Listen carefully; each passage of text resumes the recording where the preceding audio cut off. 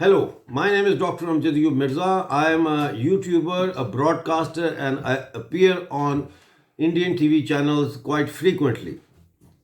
I also write articles for the Indian print media. As we all know, now that Hamas has carried out a terrorist attack in the early hours of Sunday morning, invading many border countries at the Gaza Strip, it has been clear that this war that has been started by the Hamas group, the terrorist Hamas group, has got some higher agenda, some evil agenda. And I want to discuss this and look into this with you. Now, first of all, as we all know, that Hamas, Hezbollah, and the rebels in Yemen who are fighting against Saudi Arabia are all proxies and funded by Iran, to say the least. We also know that as Israel continues to spread its diplomatic sphere of influence among Arab countries and nations in the Middle East, not everyone seems to be happy about that, especially Turkey. We will come to that in a minute. But at the moment, according to my findings, there have been up to 600 casualties in Israel, and the atrocities that the Hamas is committing on the land of Israel have never been heard of. They even surpass the violence and barbarity of the Romans or the Middle Ages even. They have kidnapped women and children.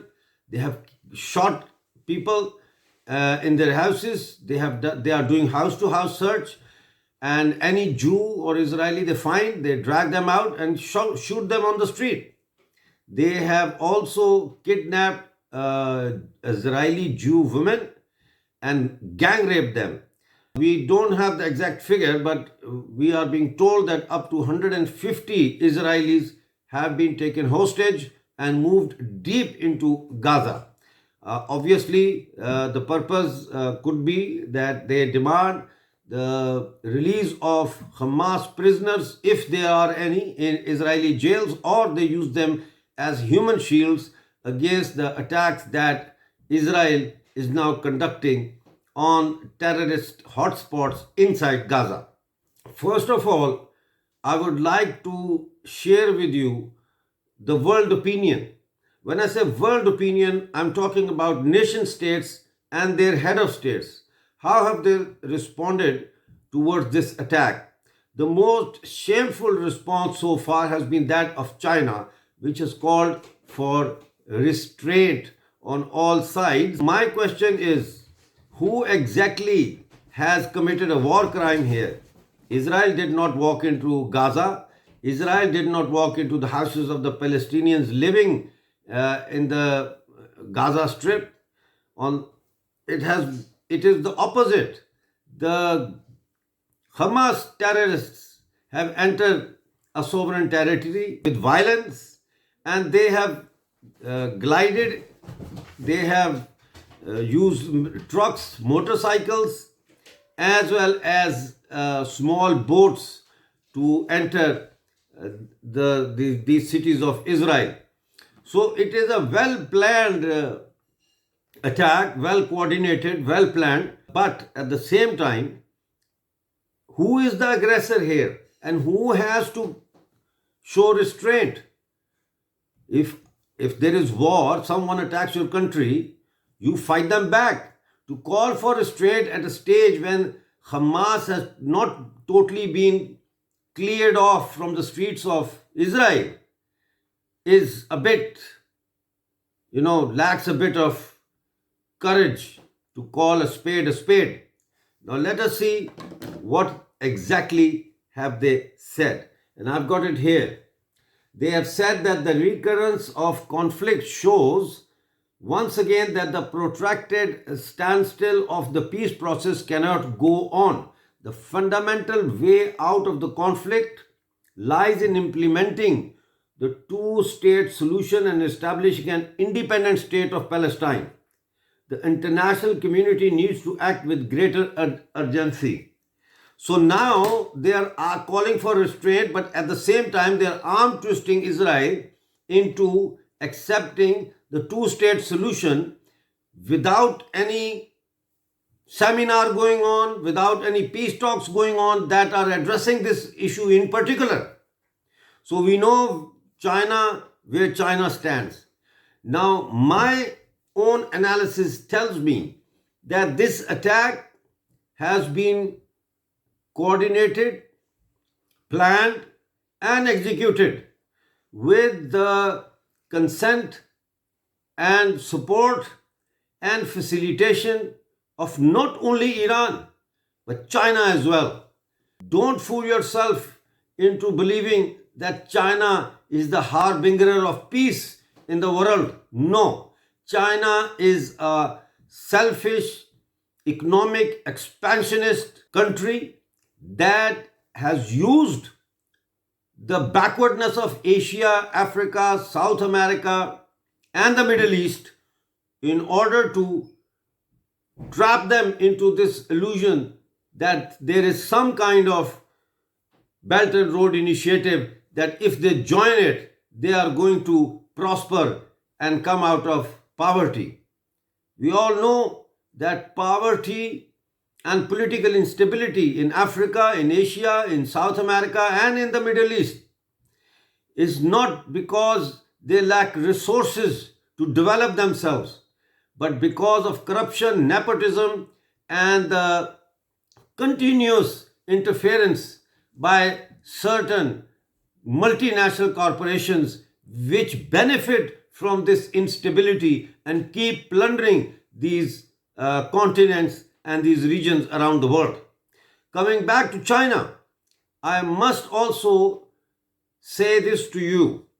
Keep in mind that at the G20, there was the biggest success of the G20 was not that it happened in Delhi or it happened in Kashmir. Concrete thing that came out of the G20 was the India Middle East Economic Corridor Plan, which is from Mumbai and Gujarat, their ports, right up to Saudi Arabia, and then through Saudi Arabia into Jordan and then Israel and to the port of Haifa, which means that another economic corridor that is not dependent on Chinese model or any other economic corridor model was in the offing. And on the 22nd of September this year, Israeli Prime Minister Benjamin Netanyahu categorically stated about this economic corridor, and he explained how this is not only going to help Israel prosper, but it is going to bring prosperity and peace to the whole region. So this India Middle East Economic Corridor is a direct threat to China's ambitions, hegemonic ambitions of economic expansion, because Netanyahu and Narendra Modi principally agreed on this, that wherever this India Middle East Economic Corridor will be built, roads, railways, whatever, it will be made sure that the local economy benefits from that, which means that unless a particular skilled labor is not available in that particular country, then they have to hire from outside. Otherwise, all indigenous skilled labor will be used. So it will generate employment. It will also be a peaceful path for trade and diplomacy. It will not be something like a debt trap, because China goes to Africa, says, oh, we want to develop your infrastructure. And they take the bait. And then China gives them loan. And the interest rate starts rising.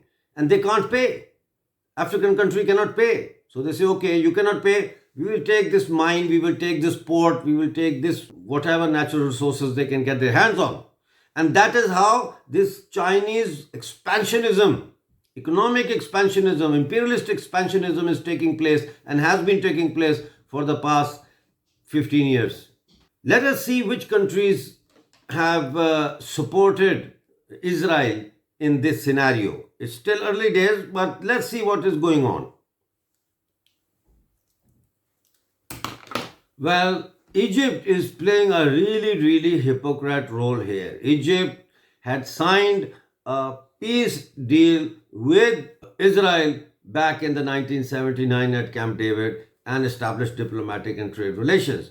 But today, Egypt, on a Twitter message, can you believe it? The government using Twitter to make a comment on such a huge magnitude world event. And it says, and I'll read it to you again. It says that the Egyptian Foreign Ministry warned of repercussions of this escalation and called for the international community to ask Israel. This is don't get shocked. Asked Israel to stop its attacks against the Palestinian people. Now here there are two questions. A friend in need is a friend indeed. That means that when Anwar Sadat signed this peace deal between Egypt and Israel brokered by Jimmy Carter in 1979, it was not actually all about peace in the Middle East. It was to benefit from the growing manufacturing sector of Israel, to benefit from importing their stuff and to export their products into Israel, to earn money from Israel. Right? And then they say Palestinian people. Israel to stop its attacks against the Palestinian people. Let me make this thing absolutely clear. Hamas is not Palestinian people's representative. Hamas is a terrorist organization. It's the proxy of Iran, just like the Hezbollah. They are religious, fundamentalist, Islamic, jihadist, terrorist organizations. If we need to find a solution, permanent solution to this Palestinian issue, we have to identify friends, moderates, neutrals, and enemies. In Gaza, Hamas is holding a whole community of Palestinians hostage. You try and go against the Hamas in a democratic election or in a democratic way, or make a speech against Hamas and ask for more rights for women or whatever, then you will be beheaded and your skin will be, peeled off. That is what Hamas is. It's an undemocratic, fascist organization that fights for money. So Egypt has said this, and that really surprises me. And after so many years, after 1979, in 2023, I now see the real purpose of this peace deal between Egypt and Israel. As I said, a friend in need is a friend indeed. Egypt should have moved troops to help crush this Hamas terrorist attack on Israel. But they have decided to abstain from that. Well, the Jordan Foreign Ministry has issued tried to issue a balance statement. They have asked for restraint on all sides, and they have said that international partners should,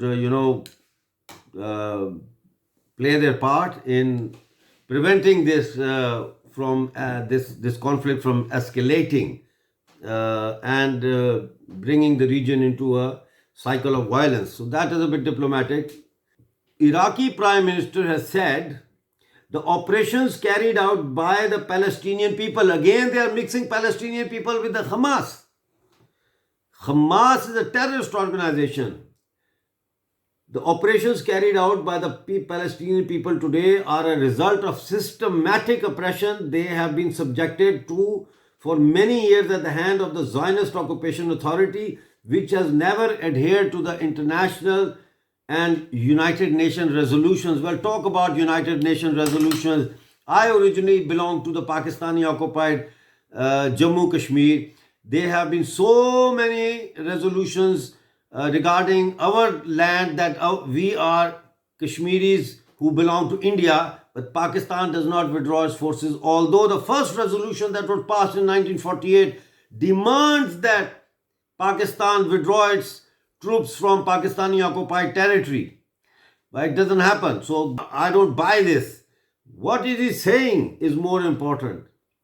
Palestinian people he uses. Natural result. He is justifying the massacre of civilians in Israel.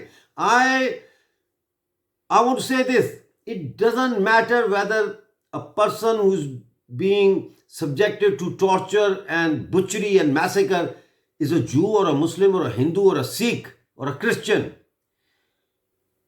A human being, that is what matters. They are human beings, they are people, Mr. Foreign Minister of the Iraqi government. Can't you see that? Are you endorsing this violence by saying that it is a natural result of something? So this is what he is saying. Qatar has said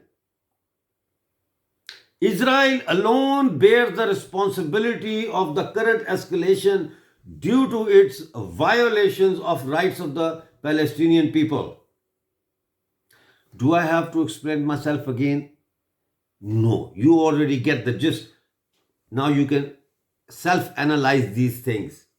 Again, he uses the word Palestinian people. Responsibility is on Israel. How can it be the responsibility of this massacre be on Israel?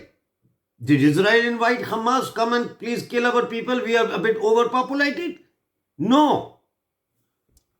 Let's see what the Lebanese Hezbollah has congratulated. Both are proxies, both are terrorist organizations, both rule over their people through fear. And what they are saying, congratulated Hamas on what? And I quote, large-scale heroic operation. That is what they've called this, into Israel. They are saying that we are closely following the important developments on the Palestinian scene with great interest. That's what they have said. Let us talk a bit about the growing influence of Israeli diplomacy, the growing political influence of the people of Israel and the state of Israel in the Middle East, right? After 1979, when the peace was brokered between Egypt and Israel at Camp David through the good offices of Jimmy Carter, it took a while before any other Arab country would shake hands with Israel. It wasn't until 1993 that Jordan and Israel signed a peace accord, which was called Jordan-Israel Peace Treaty. And then it took many years of hard work before another peace treaty could be signed with UAE, United Arab Emirates, in 2020, and Bahrain and Morocco. The signing of peace treaty with UAE sent cold shivers down the spine of Iran, because UAE is both an Arab country but in the Persian Gulf. And how important that would be, you can imagine. China moved in the pursuit of developing better diplomatic relations with the Middle Eastern countries so that they can be translated into economic benefit for the Chinese. But it didn't work, because there was an Indian Prime Minister, Narendra Modi, who was also working on how to capture the Middle East political scene and use it for mutual economic benefit. China's economic benefit, China does not work for mutual economic benefit, China works for China's economic benefit. There's a massive difference in this. And now there was going to be peace and diplomatic relations between Saudi Arabia and Israel, a sign of which we have seen during the G20 meeting, when Saudi Arabia agreed for the India-Middle East Economic Corridor to run through Saudi Arabia and Jordan right up to Israel. And then comes the sabotage. That's why I say it's not only Iran, it's Turkey, it's China, it's all those regional players who did not agree or do not agree that there should be a India Middle East economic corridor that benefits Israel. And who came out the next day when at G20 this was announced? Erdogan, the Turkish president. He came out and he said this is not acceptable. Interestingly, Russia is also proposing an economic corridor. Russian government proposed that Russia, Iran, Azerbaijan work on a joint project that would use the Caspian Sea as a trading post for markets in Europe and beyond. This economic corridor would include Russia, Iran, Azerbaijan, Kyrgyzstan, Turkmenistan, which are all oil and gas rich countries. We're getting somewhere, aren't we? Now, in this scenario, such a massive big attack has been launched after 1973 on Israel. On the 22nd of September this year, Netanyahu delivered a speech at the United Nations General Assembly. I want to quote just one sentence from his speech, and you will see why I want to quote this. It says, I believe that we are at the cusp of an even more dramatic breakthrough. Breakthrough, but he uses an adjective, dramatic breakthrough, and historic peace with Saudi Arabia. Well, Middle East is paying the price now. You pay the price to have peace with your blood. Therefore,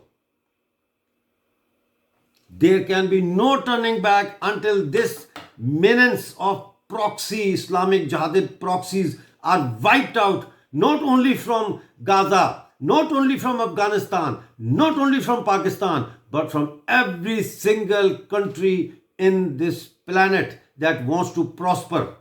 If you believe in democracy, if you believe that every single human being has a right to breathe, to speak, to express their views in a non-violent way, in a civilized way, and a country has the right to defend itself if it is attacked by a foreign country, and if you believe that the only way out of the 2008 economic crisis is through economic connectivity, economic cooperation and trade, then this sabotage by Iran and China has to be countered. Therefore, I call upon the international community, doctors, paramedics, engineers, journalists, writers, poets, human rights activists, and teachers. I make an appeal to the world community that this is the time when the Jews who were persecuted during the Second World War and are now being demonized need your help most. This is the time when we should head for Israel, to stand by our Jew brothers and sisters, to stand with the government of Israel. So this is what is happening. This is what is happening. And so what's the solution? Still, as I speak, Hamas terrorists are holding people hostages. They haven't yet been totally flushed out of Israeli cities. Israel has started to retaliate. Before retaliation, now nobody talking about this. Nobody's mentioning this. Before retaliating, before sending its jet aircraft to bombard Gaza and the safe havens of these terrorists, the Prime Minister of Israel, Benjamin Netanyahu, he announced, and it was repeated again and again through loudspeakers, through media, through radio, that civilians leave Gaza because we are coming in. Why did he say that? Because Israel does not want to kill or injure or wound any civilian. And this is exactly according to the Geneva Convention. When you are attacking a city, you warn the people. You say, can you please leave? So that there are minimum casualties of civilians. Because armies fight armies. Armies don't fight civilians. Only terrorists fight civilians.